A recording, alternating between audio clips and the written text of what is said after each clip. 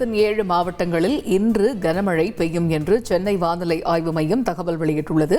அந்த வகையில் நீலகிரி, கோவை, திருப்பூர், ஈரோடு, தேனி, திண்டுக்கல், தென்காசி உள்ளிட்ட 7 மாவட்டங்களில் இன்றைய தினம் கனமழை பெய்வதற்கான வாய்ப்பு இருப்பதாக வானிலை ஆய்வு மையம் தகவல் தெரிவித்திருக்கிறது. கோவை மாவட்ட மலைப்பகுதிகள், நீலகிரி, தேனி, திண்டுக்கல், தென்காசி மாவட்டங்களின் ஓரிரு இடங்களில் நாளைய தினமும் கனமழை பெய்வதற்கான வாய்ப்பு இருப்பதாக வானிலை ஆய்வு மையம் வெளியிட்டுள்ள தகவலில் தெரிவிக்கப்பட்டுள்ளது.